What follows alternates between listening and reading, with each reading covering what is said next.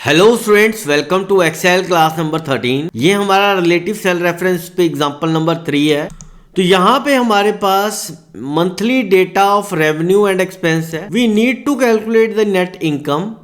आप देखिए जो फॉर्मूला लगेगा फ्रॉम लेफ्ट टू राइट लगेगा, तो equal to C6 minus C7। तो ये हमारा फॉर्मूला है रेवेन्यू माइनस एक्सपेंस। देखिए दो सेल रेफरेंसेस यूज हुए हैं, C6 और C7। सेल रेफरेंस के अंदर कॉलम रेफरेंस होता है, यानी कि लेटर का इंक्रीमेंट होगा जब फॉर्मूला हम लेफ्ट टू राइट कॉपी करेंगे। नेक्स्ट सेल में आप देखिए हमें जो रिजल्ट मिल रहा है वो D6 माइनस D7 मिल रहा है, और ये जो वैल्यूज हैं D6 और D7, इसमें है 95,000 और 9,000 जो कि फैब की रेवेन्यू और एक्सपेंस है, और हमें कैलकुलेट भी फैब की ही नेट इनकम करनी है। तो इसलिए ये फॉर्मूला हमारा करेक्टली वर्क कर रहा है। इसी तरीके से अगर हम इसको ड्रैग करेंगे फ्रॉम लेफ्ट टू राइट, आप देखिए हमारे पास जो फॉर्मूला है इसका बिहेवियर देखिए, तो आपके कॉलम रेफरेंसेस इंक्रीमेंट होते हैं, यानी सी जो है D हो रहा है, इस सेल में आपका E हो रहा है, F हो रहा है और G हो रहा है। तो यहां पे क्योंकि हमें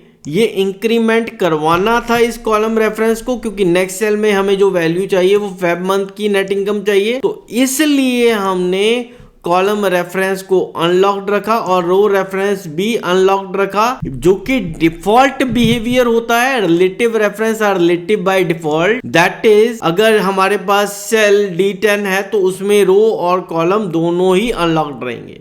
और सेल रेफरेंस क्या होता है? Cell address made up of column letter and row number. तो यहाँ पे हमारा जो सेल रेफरेंस है C6 और C7 यूज हुए हैं, और इस तरीके से हमारा रिलेटिव सेल रेफरेंस वर्क करता है। Thank you.